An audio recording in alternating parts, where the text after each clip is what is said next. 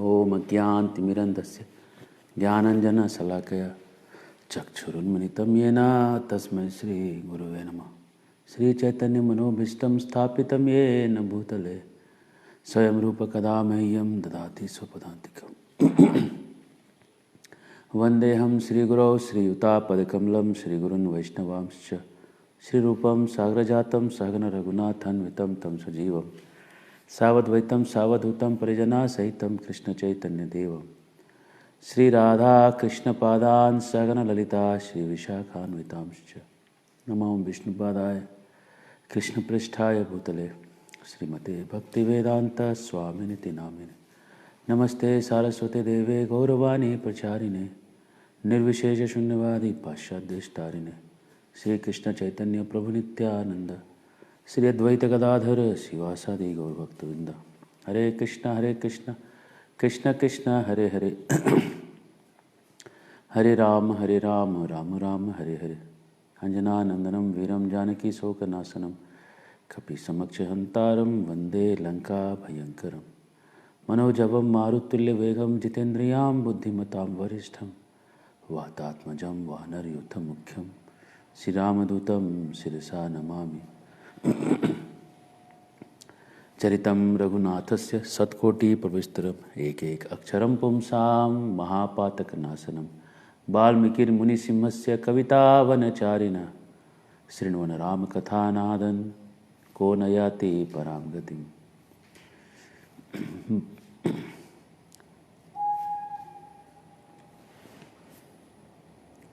हरे कृष्ण। रामायण से धर्म की शिक्षा इस श्रृंखला में हम आगे बढ़ते हैं।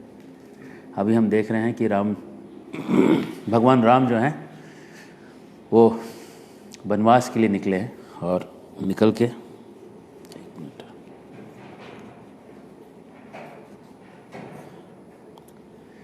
वनवास को जब निकले हैं तो अलग अलग लोगों की प्रतिक्रियाएं देख रहे हैं, धर्म किसके लिए कैसा हो रहा है। और जब वो घर से निकल जाते हैं, कल हम देख रहे थे कि राजा दशरथ जो है जाने देना नहीं चाहते उनको, और राम जो है वहाँ से निकल रहे हैं और राम उनको आसक्ति छोड़ने के लिए कह रहे हैं कि जैसे बड़े हाथी को दान करने के बाद उसकी रस्सी भी दे देनी चाहिए।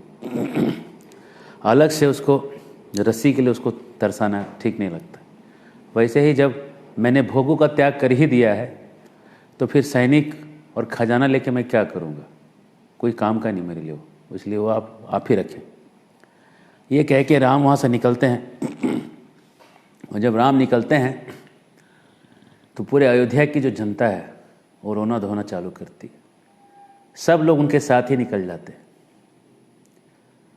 ऐसा लगता है मानो पेड़ भी उधर ही झुक रहे हैं जिधर राम जा रहे हैं। कसा मला टाकुनी गेला राम, टाकुनी गेला राम, कसा मला टाकुनी गेला राम, टाकुनी गेला राम। राम बिना जीव व्याकुल होतो, राम बिना जीव व्याकुल होतो, सुचत नाही काम, सुचत नाही काम, टाकुनी गेला राम, कसा मला टाकुनी गेला राम, टाकुनी गेला राम। एका जनार्दनी पाहुनी डोळा, एका जनार्दनी पाहुनी डोळा, स्वरूप तुझे घनश्याम,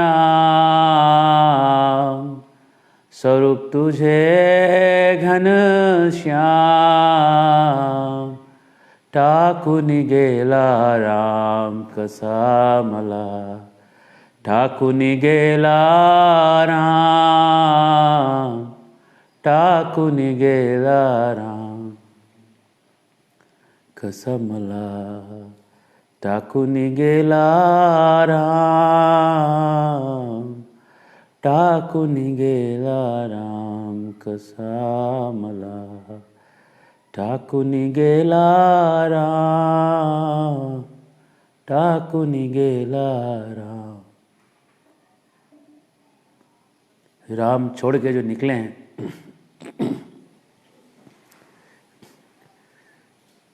महाराष्ट्र के संत इसको मार्मिक विवरण करते हैं और कहते हैं कैसे राम छोड़ के चले गए।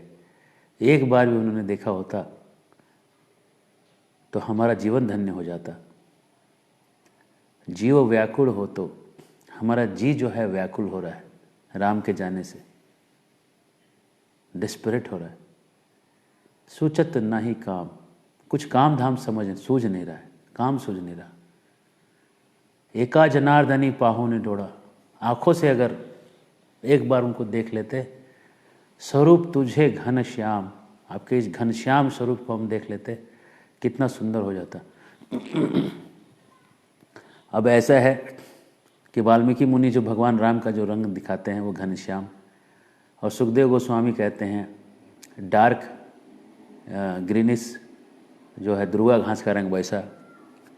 तो अब जिसकी जाकी रही भावना जैसी तो इनको दुर्वा घास का जैसा दिखता है और उनको घनश्याम दिखता है।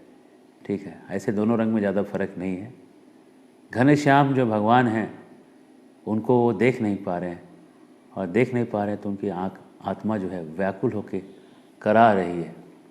और सुमंत्र जो है रथ को तेज हाँक रहे हैं, और वो रथ को हाँक के वहाँ से निकाल रहे हैं, और सबको लौटा के राम वहाँ से जो है कोई लौट नहीं रहा है, वहाँ आगे बढ़ रहे हैं। और जो मंत्री है राजा दशरथ पीछे पीछे जाना चाह रहे हैं, लेकिन बाकी मंत्री लोग उनको रोक रहे हैं और कहते हैं महाराज, जिस आदमी को आपको लौटाना हो तो उसके पीछे पीछे लंबा दूरी नहीं जाना चाहिए। लंबा दूरी मत जाइए उसके पीछे पीछे, थोड़ा दूर तक जाके आ जाइए, तब वो लौटेगा। बहुत दूर चले जाएंगे तो आपका जो है यात्रा जो है बिगड़ जाएगा, यात्रा बिगड़ जाएगा आपका, है ना। हिंदी में भी यात्रा को लोग यात्रा कहते हैं, और मराठी में भी यात्रा को लोग जत्रा कहते हैं, है ना, जत्रा। तो बाकी सब निकल रहा है यात्रा से, इसलिए संस्कृत जो है सभी भाषाओं की माँ है, ये समझ में आ जाता है। और अंग्रेजी की तो पूरी है। हम अंग्रेजी में प्रवेश नहीं करेंगे, हम रामायण में ही रहेंगे। हाँ, क्या होता है कभी कभी आदमी को सुर चढ़ जाता है, और वो सुर चढ़ गया तो उतरता नहीं, इसलिए हम रामायण वाला सुर ही पकड़ के रखते हैं, राम को ही पकड़ के रखते हैं। राम वहाँ से निकल रहे हैं और दशरथ वहाँ बार बार पीछे देख रहे हैं, और पछाड़ खा के वहाँ पे जो है गिर गए। कौशल्या उनके दाहिने भाग में आके उनको उठाती है, और बाएं भाग में आके कैकेयी खड़ी हो जाती। कैकेयी के खड़े होते दशरथ कहते हट जा, दूर हो, पापिणी, मेरे अंगों का स्पर्श तक मत कर।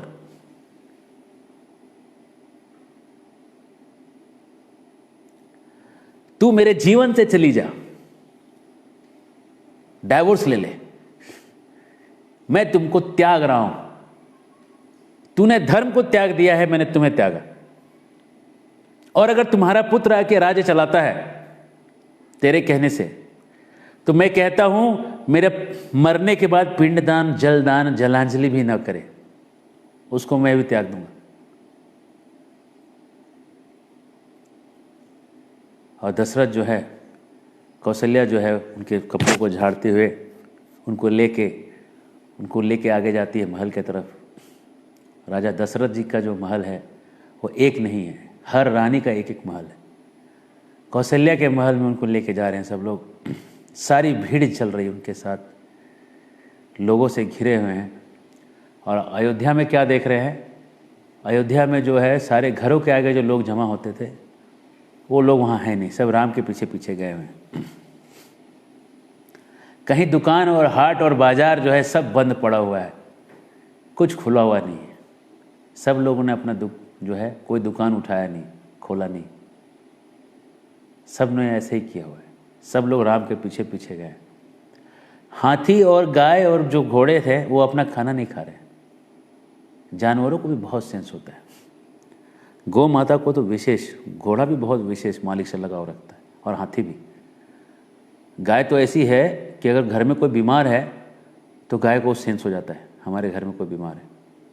आप गाय से अगर लगाव रखेंगे तो गाय भी आपको एकदम अपना समझने लगती। और हमारे तो बच्चे जब बैठते हैं माता के सामने, गौ माता उनको चाटने लगती। छोटे छोटे बच्चे भी उनको चाटते हैं। ये सक्सेस है।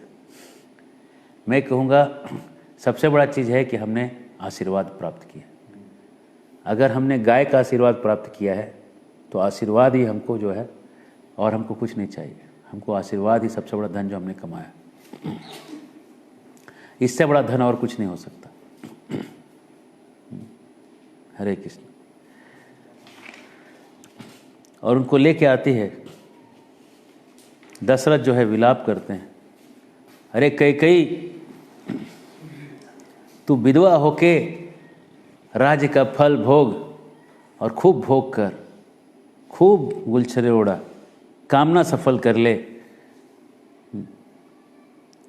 और इस तरह से खूब कहते हुए वो अपने महल में जो प्रवेश कर रहे हैं, ऐसा लग रहा है सूर्य मेघों के घटाओं में प्रवेश कर रहे हैं। और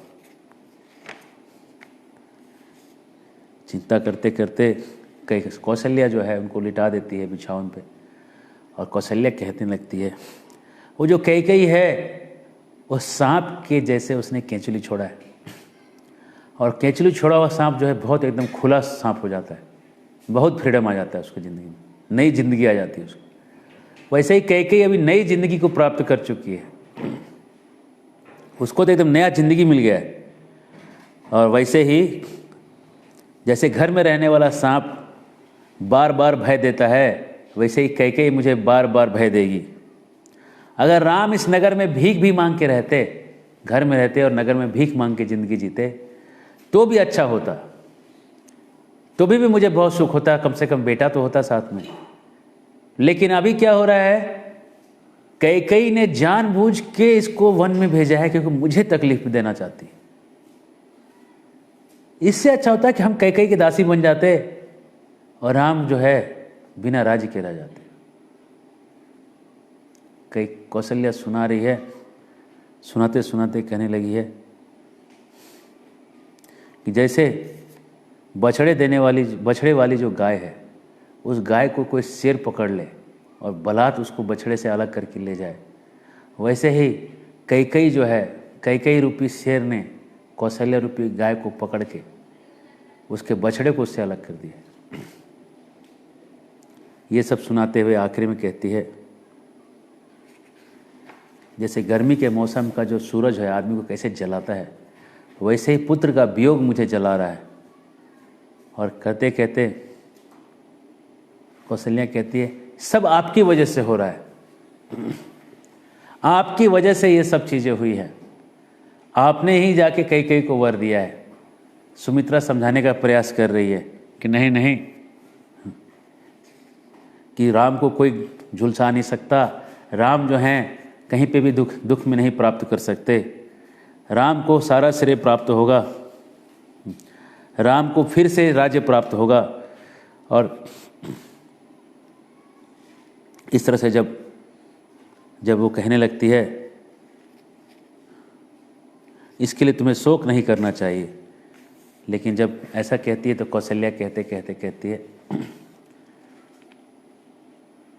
कि आपके वजह से मेरा बेटा गया, और आप अगर बेटे के वियोग में मर गए, मेरा पति गया, मैंने अपने पिता को छोड़ दिया, पिता गए, पति गया, पुत्र गया, सब आपकी वजह से। दशरथ कहते हैं, ऐसा कठोर मत कहो, दिल टूटता है। शोको नास्यति सर्वम तस्मात् एतम शोकम त्यजेत, शोको नास्यति ज्ञानम शोको नास्यति श्रुतम शोको नास्यति सर्वम तस्मात् एतम शोकम त्यजेत। कहते हैं शोको नास्यति ज्ञानम, आपका जो भी ज्ञान है शोक आपका त्याग, आपका जो है शोक करने से आपका ज्ञान खत्म हो जाएगा। शोको नास्यति श्रुतम, शोक करिएगा तो जो सुना हुआ जो चीज़ है, जो लोगों ने आपको सिखाया है, ट्रेनिंग दिया है, वो ट्रेनिंग खत्म हो जाएगा। श्रुत मतलब वेद होता है, वेद, वो भी खत्म हो जाएगा। शोको नास्यति सर्वम, शोक करने से हर चीज खत्म हो जाएगी, इसलिए शोक का त्याग कर दीजिए। शोक को त्याग, अगर आपको शोक को त्यागना है तो आप त्याग सकते हैं, आप कर सकते हैं। आप सोचेंगे कि मेरे पास इतने बड़े बड़े दुख हैं, मैं शोक को कैसे त्याग करूंगा। शोक को त्याग करना आपका चुनाव है, आप तुरंत ये त्याग कर सकते हैं।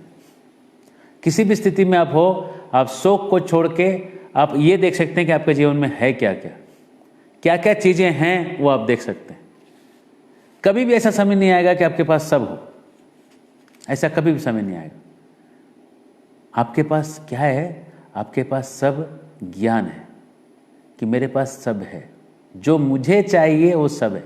ग्लास अगर सोचे कि मुझे लोटे का पानी मेरे पास नहीं है और रोता रहे, तो कभी वो हो भी नहीं सकता, क्योंकि ग्लास का कैपेसिटी ग्लास तक का है। अगर ग्लास ये सोचे कि मेरे को जितना पानी चाहिए था वो आ गया मेरे पास, मुझे लोटा बनना है नहीं, लोटे का जितना मुझे पानी चाहिए नहीं, जितना पानी मुझे चाहिए था वो आ चुका है, ग्लास सूखी हो जाएगा। वैसे ही हमें ये देखना है कि जो मेरे पास है पहले वो गिन लें, नहीं तो वो भी चला जाएगा और शोक बढ़ जाएगा। बस गिनना किधर है आपके ऊपर है, आप किधर गिन रहे हो? शोकों को गिन रहे हो कि जो आपको प्राप्त हुआ वो गिन रहे हो? प्राप्त गिन रहे हो कि शोक गिन रहे हो, आपके ऊपर है। अब आप चुनाव करें कि आपको गिनना क्या है। अगर आप प्राप्त हुई चीज़ों को गिन रहे हैं, आप सुखी हो जाएंगे, खुशी हो जाएंगे, हर्षोल्लासित हो जाएंगे, नाचेंगे गाएंगे। ये आपको चुनना है कि आपको दुखी होना चुनना है, आप जो देख लीजिए, है ना। कई बार लोग शादी के कई साल बाद कहते हैं मुझे वो ढंग का पति नहीं मिला, मुझे ढंग की पत्नी नहीं मिली। अगर मिला होता तो हम ये कर लिए होते, है ना। अक्सर ऐसा होता है कि आदमी सामने वाले से बात नहीं करता और दुनिया में हर चीज़ को उसको अच्छा लगता है। सामने वाले से ज़्यादा प्यार हम हर और चीज़ से करते हैं। धर्म देखिए क्या है, जो शोक करेगा वो कभी धर्म को नहीं उठा सकता। शोक करने वाला धर्म को नहीं उठा सकता। किसी भी दो व्यक्ति में केवल इतना ही फर्क है, सक्सेस और फेलियर में इतना ही फर्क है कि कौन शोक का रास्ता अपनाता है, कौन जो है प्राप्त का रास्ता अपनाता है। बस एक ही चीज़ आपके हाथ में है, आप चुन क्या रहे हैं। आप कौशल्या बन के पूरा दुहाई दे सकते हैं कि ये नहीं है, वो नहीं। कौशल्या को ऐसा लग रहा है जिसके पास सोना है, चांदी है, हीरे हैं, मोती है, पति है, राज्य है, जिंदा पुत्र है, वो रो सकती है। या सुमित्रा बन सकते हैं कि जो आपके पास है, सुमित्रा का भी तो बेटा गया है, बेटा तो सुमित्रा का भी गया है। अगर पति चले जाएंगे तो सुमित्रा के भी चले जाएंगे, है ना, जाएंगे ना। दोनों के साथ तो एक ही स्थिति है। और वो अपने बेटे से कम प्यार करती है ऐसा थोड़ी कहिएगा आप, ऐसा थोड़ी कहिएगा नहीं सुमित्रा शायद कम प्यार करती होगी लक्ष्मण से, इसीलिए ऐसा तो आपको नहीं लग रहा कि प्यार उतना ही करती है। स्थिति दोनों के लिए वही है। एक और पुत्र है, लोग कहते हैं। क्या कहते हैं? एक और पुत्र है, शत्रुघ्न है। शत्रुघ्न भी है, हाँ, उसका एक और बेटा है, शत्रुघ्न भी है। अच्छा, तो अब आपने बड़ा अच्छा सवाल किया। इसको इंग्लिश में कहते हैं love can not be divided. प्यार को बांटा नहीं जा सकता। समझ लीजिए कि आप किसी के 4 बच्चे हैं, 4 बच्चे हैं और चारों बीमार हैं, तो उसको बहुत दुख होगा, है ना। और अगर उसका एक ही बेटा बीमार है तो उसको 1/4 दुख होगा।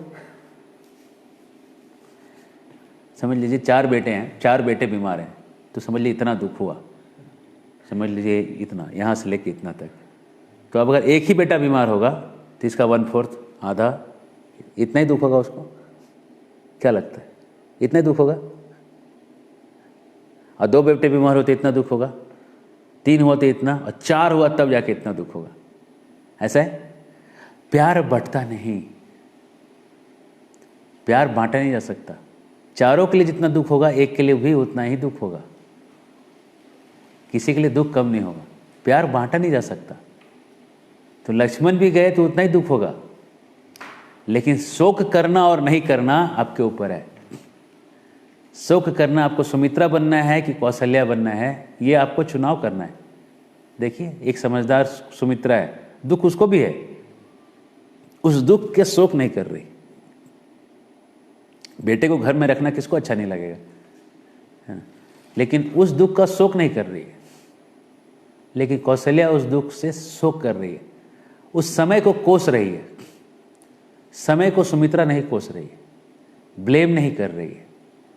दुख हुआ है लेकिन कह रही है ये मेरा भाग्य है, मेरा विधान है, उसको एक्सेप्ट कर रही है। और जब आप किसी चीज़ को एक्सेप्ट कर लेते हैं तो आपको जो है मन शांत कर देता है, आप उसको समझ लेते हैं। और अगर आप एक्सेप्ट नहीं करते हैं, वो चीज़ आपके मन में जाके एक विकृत भावना का उदय करती है। और आयुर्वेद के हिसाब से प्रज्ञा अपराधस्य ही रोगस्य मूल कारणम। प्रज्ञा मतलब आपके कंसाइंस, आपका जो अंतःकरण है उसको प्रज्ञा कहते हैं। उससे जब आप अपराध करते हैं, उसके खिलाफ कुछ काम करते हैं, तो रोग का कारण प्रकट होता है। कोई भी रोग का प्रकट जो है यहाँ से, प्रज्ञा के अपराध से। कोई भी रोग, कैसा भी रोग है ना, जो लोग मर्डर करते हैं, खून करते हैं, जो लोग नारी पे अत्याचार करते हैं, है ना, और भी कुछ कुछ करते हैं, ये लोगों का जो मानसिक स्थिति है बीमार का रहता है। बड़े बीमार हैं ये मानसिक रूप से। इन्होंने अपने अंदर के इंसान को पहचाना ही नहीं कहीं पे भी। अपने अंदर के इंसान को लोग पहचान ही रहे कि मेरी आत्मा कितनी कल्प रही है, इस प्रकर्म में मेरी आत्मा जो है रो रही है। मुंबई में एक वकील साहब भक्त बन गए, प्रभुपाद जी के संपर्क में आके। आप सब बहुत कई में से आप में जानते भी उनका नाम। तो जो भक्त बन गए तो काफ़ी बड़े वकील थे वो, मुंबई हाई कोर्ट के हैं मतलब। तो उनके घर में एक दिन एक चोर घुस आया, और चोर नहीं था वो एक सुपारी किलर था। सुपारी दिया था किसी ने उस वकील का, उसको मार देना है। तो वो आया और उनके घर में घुस गया, और ये सीरियल किलर था। इसको जान मारने में इसको 2 मिनट भी नहीं लगता था। इसका स्टाइल था, हर सीरियल किलर जो होता है इसका स्टाइल होता है मारने का। इसका स्टाइल था कि गला रेत के मारता था। आदमी को पकड़ता था और उसके गले को ऐसा लगा के सब्जी का जैसे काट के, बहुत खुशी होती थी उसको ऐसे मारने में। हरे कृष्ण।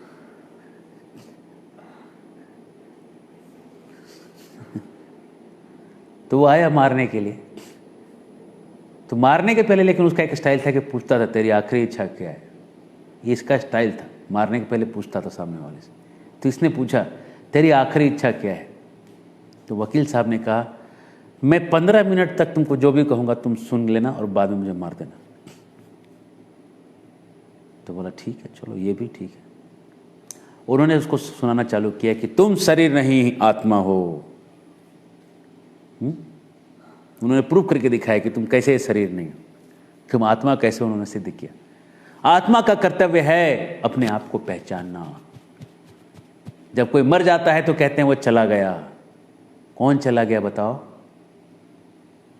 उसमें से कौन निकल गया, उसको समझाना चालू किया और समझ में आने लगा उसको कोई आत्मा निकल के चली गई। ये आत्मा जब चली गई, अपने पाप पुण्य का पूरा लेखा जोखा जो है उसका हिसाब होता है। लेकिन ये 84 लाख के चक्कर में घूमते घूमते घूमते घूमते किसी संत के सानिध्य में जो बैठ जाए आत्मा, तो वहाँ से वो संत का संग लेके लव मात्र साधु संग सर्व सिद्धि होए। तुल्याम लवेनापि न स्वर्गा न पुनर्भवम भगवत भक्त संगी संगस्य मृत्या नाम किमुताशिषा। थोड़ा सा भगवान के भक्तों का संग लेने से आदमी का मन बदल सकता है और उसको बोले कि तुम मेरे पीछे पीछे दोहराओ, हरे कृष्णा कृष्णा कृष्णा हरे हरे, हरे राम राम राम हरे हरे। और वो अपराधी सोचा चलो ऐसी आखिरी इच्छा पूरी कर देते हैं, उसने भी लेना चालू किया, हरे कृष्णा कृष्णा कृष्णा हरे हरे, हरे राम राम राम हरे हरे। उस अपराधी ने 15 मिनट का प्रवचन सुन के अपना चाकू जो है वकील साहब के चरणों में रख दिया, बोला बस यही मेरा आखिरी मर्डर था, और दंडवत करके बोला अब इसके बाद मैं आज के बाद कभी जीवन में मृत्यु नहीं करूँगा, और आप तो मेरे गुरु बन गए। और इस प्रवचन के बाद ये जो व्यक्ति था खूंखार, ये वैष्णव बन गया, टीका लगा लिया, हम नाम नहीं बताएंगे यहाँ है ना। और जो वकील साहब थे श्रीमान महाप्रभु प्रभु उनके प्रवचन से प्रभावित होके एक व्यक्ति जो ऐसा था वो भगवान का आश्रय लेके भक्त बन गए। तो किसी भी सिचुएशन को आप दोनों तरीके से देख सकते हैं। आप सोच सकते हैं कि बड़ा खतरनाक है, भगवान मैं तो भक्त बन गया, वकील साहब सोच सकते थे मैं तो भक्त बन गया, भगवान ने मेरे घर में चाकू लेके चोर क्यों घुसाया, ऐसा भी सोच सकता था, और शोक कर सकता, कौशल्या बन सकता था। लेकिन वो सुमित्रा बन गए।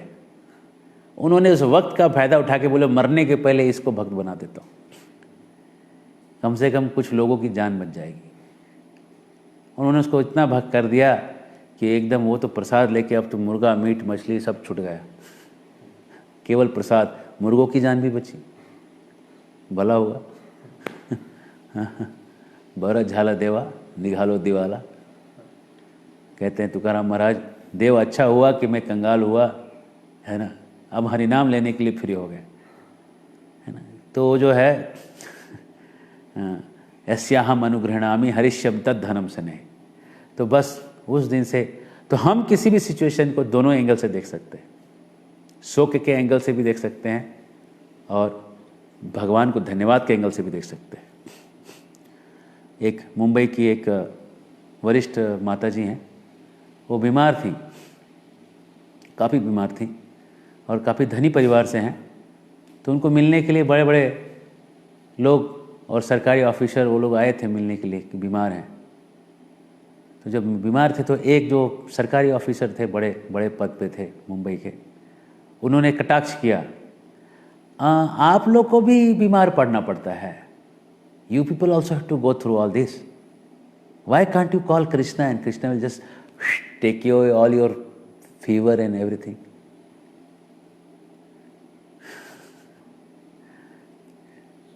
क्यों नहीं आप कृष्णा को बुला लो, कृष्णा को कहो कि आपका बीमारी ठीक कर देगा, आप तो कृष्ण के भक्त हो ना, तो ठीक कर लेते थे, काहे इतना तकलीफ में हैं, इतना दिन में हैं।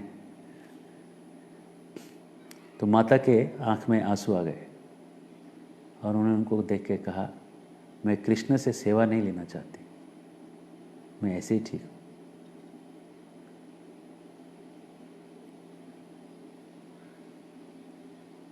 मैं कृष्ण को सेवा देने आई हूँ, कृष्ण से कुछ लेने नहीं आई। इस बात का इतना प्रभाव पड़ा कि वो व्यक्ति जो है पूरा उनका हृदय जो है पिघल गया और वो शरणागत हो गए, नतमस्तक हो गए, इस वरिष्ठ महिला के हृदय के भाव के सामने नतमस्तक हो गए। तो अगर ये जो हमारी सीनियर माता हैं वो अगर ये सोचती कि एक तो मैं बीमार हूँ और ये कि देखो ये लोग हमको आके कुछ पूछ रहे हैं, और अरे कम से कम जले पे तो नमक मत छिड़को। एक साधारण रूप से आदमी तो यही कहेगा कि ये यार बीमार को ऐसा कहते हैं क्या, कोई बीमार है ऐसा लेटा हुआ है, उसको जाके आप और मिर्ची लगाओगे कि देखो देखो कृष्णा ने तुमको ठीक किया क्या, देखो कृष्णा ने तुम्हारे साथ क्या किया, बोलो जाके कृष्णा को ठीक कर दे। भक्त ने कहा नहीं, आँख से आंसू आ गया, नहीं कृष्णा को मैं सेवा नहीं ले सकता। सीताराम सीताराम सीताराम कहिए, सीताराम सीताराम सीताराम कहिए, जाहे विधि राखे राम ताहे विधि रहिए, सीताराम सीताराम सीताराम कहिए, जाहे विधि राखे राम ताहे विधि रहिए। राधे श्याम राधे श्याम कहिए, जाहे विधि राखे राम ताहे विधि रहिए। बस जिस स्थिति में आपको राम ने रखा है उस स्थिति को बस कहिए, क्या सुंदर स्थिति है, भगवान ने क्या सुंदर स्थिति में हमको रखा है। और उस भाव में जब आप भगवान को पुकारेंगे, हरे कृष्णा कृष्णा कृष्णा हरे हरे, हरे राम राम राम हरे हरे, उस पुकारने से आपके मन के अंतःकरण के सारे पाप धुल जाएंगे, मन की सारी मलिनता निकल जाएगी और मोक्ष के अधिकारी बन जाएंगे। तत्य अनुकंपा सुसमीक्ष मानो भुंजान एवात्म कृत विपाकम हितवान वपुर्भिर विददन नमस्ते, जीवे तयो मुक्तिर पदे सदाय भाग। जो ऐसे जीते जिस चेतना में जो आ जाए, इस तरह की चेतना में जो जी ले कि हमेशा सुख को छोड़ के भगवान के हाथ को अपने जीवन में देखे कि भगवान ने कब कब मुझे कैसे कैसे बचाया, तुमने मुझे कैसे कहाँ कहाँ बचाया, क्या क्या दिया कृष्ण ने हमें। ये अगर आदमी गिनता रहे, जीवन में दुख खत्म हो जाएगा। दुख तो नहीं, लेकिन उसका दुख से होने वाला शोक खत्म हो जाएगा। दुख की चीज़ें तो रहेंगी, लेकिन दुख हमको शोक नहीं कर पाएगा। चीज़ तो होंगी, राम तो जंगल गए हैं लेकिन सुमित्रा नहीं रो रही, लक्ष्मण भी जंगल गए हैं लेकिन कौशल्या आज रो रही है। तो कौशल्या को अपना शोक खुद छोड़ना है। शोक को छोड़ने के लिए कोई मदद नहीं करेगा आपका, शोक आपका अपने से खुद छोड़ना है। और अपना शोक जब आप खुद छोड़ेंगे तब जाके आप धर्म के रास्ते को दूसरे को सिखा सकेंगे। जब आपको खुद अपने पैर पे खड़ा होना आ जाएगा तो आप दूसरों को उनके पैर पे खड़ा करना सिखा सकते हैं। जो लोग ऐसा सोचते हैं कि भाई मुझे लोगों की ज़रूरत है, मुझे हेल्प की ज़रूरत है, मेरे पास ये नहीं है, ऐसे सोच वाले केवल सोच की बात है। ऐसे सोच वाले खुद की मदद भी नहीं कर पा रहे हैं। जिस दिन आप सोचेंगे मैं सबको हेल्प करेंगे, मैं सबको हेल्प करूँगा, मैं सबको हेल्प करूँगी, जब जिस हिसाब से ऐसा जिस दिन आप सोचेंगे, उस दिन से आप जो हैं अपने चरित्र पे एक एम्पावरमेंट लगा लेते हैं, एक शक्ति लगा लेते हैं।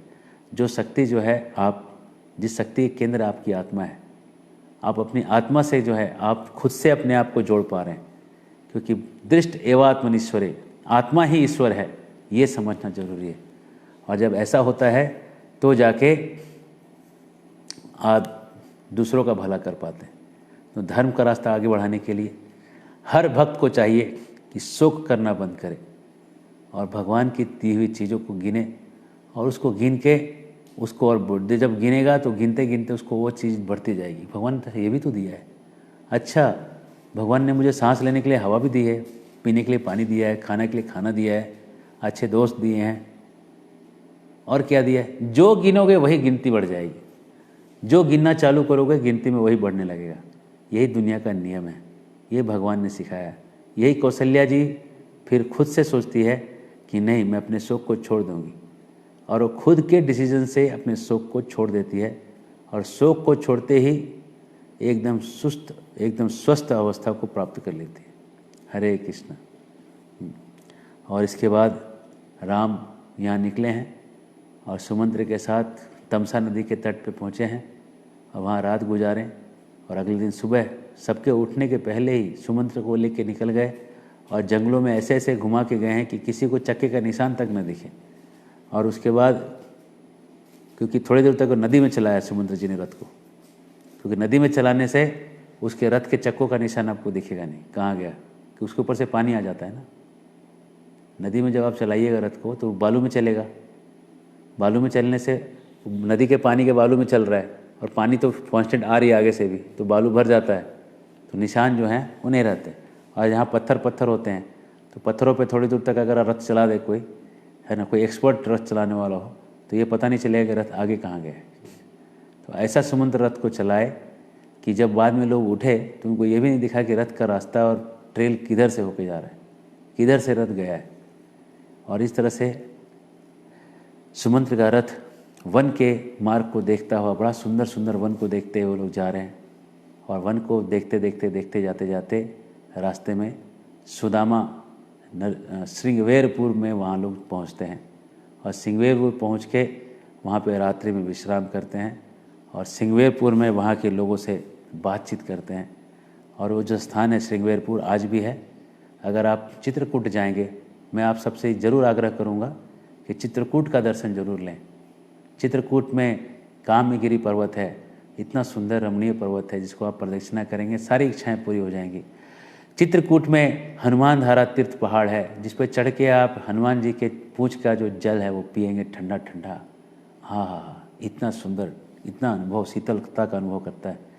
चित्रकूट में गुप्त गोदावरी है, दूसरे एक पर्वत पे, उस गुफा में आप घुसेंगे, गुफा के अंदर पानी पानी है, पानी के अंदर घुटने तक पानी में हम चलते हैं और अंदर जाके शिव जी का, पार्वती का दर्शन करते हैं। सुंदर सुंदर है वो चित्रकूट धाम।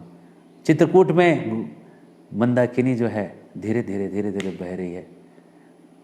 और उस मंदाकिनी में आप स्नान करें, पूरा जंगलों से निकल के आ रही है मंदाकिनी। अनुसुईया, अत्रि अनुसुईया का आश्रम है, बड़ा सुंदर, जहाँ पे अनुसुईया देवी ने 10,000 साल तक केवल पत्ते खा के तपस्या किया था और विष्णु, ब्रह्मा और महेश तीनों को पुत्र रूप में प्राप्त किया था। दत्तात्रेय जी, दुर्वासा जी, है ना, ये सब उनके ही पुत्र हुए। और ये सब वहाँ, और सोम, ये तीनों उनके पुत्र हुए। इस तरह वहाँ पे उन्होंने 3 पुत्र रत्न प्राप्त किए थे। वहाँ पे सीता जी भी उस आश्रम में रुकी थी। तो ये चित्रकूट बड़ा सुंदर स्थान है, बड़ा दर्शनीय है और इतना नेचुरल है, आज भी कुछ मॉडर्नाइजेशन कहीं दिखता नहीं। बड़ा एकदम पर्वत, जंगल, पानी, गुफा। चित्रकूट में राम दरबार की गुफा है, बड़ी, इतनी बड़ी गुफा है, घुसने के समय तो बस एक आदमी किसी तरह मुश्किल से घुस पाता है। अंदर घुसने के बाद इतना बड़ा प्रांगण, इतना बड़ा हॉल है कि उसमें से 1000 व्यक्ति तो आराम से बैठ जाएंगे। और छतों पे इतना सुंदर फिनिश है। और वहाँ पे सीता जी के नहाने का कुंड है जहाँ पे सीता जी ने स्नान किया है और नहाती थी जब चित्रकूट में रहती थी। और वहाँ पे लक्ष्मण जी के धनुष का दीवार पे चिन्ह है, धनुष से चिन्ह किया हुआ है, वो है लक्ष्मण जी के धनुष का चिन्ह है। और हनुमान जी वहाँ पे स्थापित हैं, पत्थर के बने हुए। ये सब अजीब चीज़ हैं। अगर आपको इतिहास समझना है तो इन जगहों से देख के पढ़ें। और हमारा मानना है कि गुरुकुल के बच्चों का इतिहास ऐसे पढ़ाया जाए।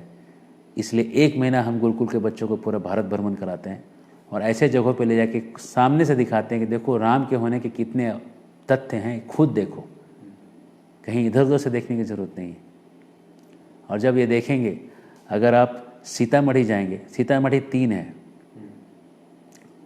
3 नहीं तो 4 है, जहाँ पे लवकुश रहते थे।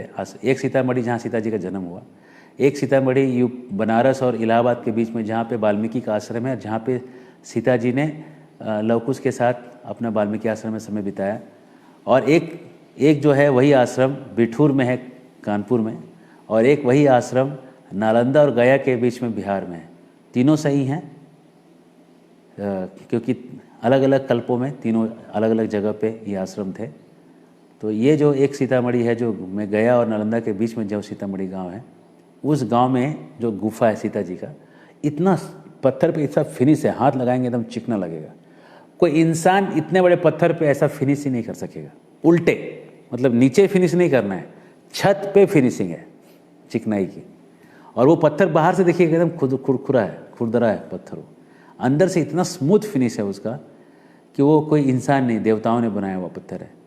तो इस तरह से जो है राम जो है, इस चित्रकूट का जो धाम है वो बहुत दर्शनीय है। और सबसे मैं आग्रह करूँगा कि अपने जीवन में एक बार चित्रकूट हो आइए। अभी भी आप जाके आ सकते हैं, कार्तिक का महीना अभी भी शेष है। अगर आप कहीं आसपास हैं, एक आध दिन के डिस्टेंस में कहीं चित्रकूट से, तो ज़रूर होके आइए। और अगर दूर हैं तो कुछ व्यवस्था करके आइए, लेकिन दर्शन जरूर लीजिए चित्रकूट धाम का। और जो श्रृंगवेरपुर में जो रुकते हैं, वो श्रृंगवेरपुर भी चित्रकूट के पास में है। वहाँ भरतकूप भी है, जहाँ भरत जी ने सारे तीर्थों का जल लेके राम को अभिषेक करने के लिए लेके गए थे। जब नहीं हुआ तो सारा जल वहाँ डाल दिया था। उस भरतकूप का पानी भी आप पी सकते हैं। और वहाँ राम और सीता वहाँ पे रास्ते में लेटे हैं, उन पत्थरों पे वो लेटे हुए राम और सीता का भी वहाँ पे निशान है पत्थरों पे। बड़ा सुंदर बड़ा सुंदर दृश्य है, मनमोहक दृश्य है चित्रकूट और भरतकूप का। तो इनका दर्शन करके अपने जीवन को धन्य करें, है ना। श्री रामचंद्र जी से, लक्ष्मण जी से, जानकी जी से सबके ऊपर आशीर्वाद की कामना करते हैं। सीताराम लक्ष्मण हनुमान जी की जय। शिल प्रभुपाद की जय। निताय गौर प्रेमानंदे। हरि हरि बोल। बहुत बहुत धन्यवाद। कोई प्रश्न है? नहीं।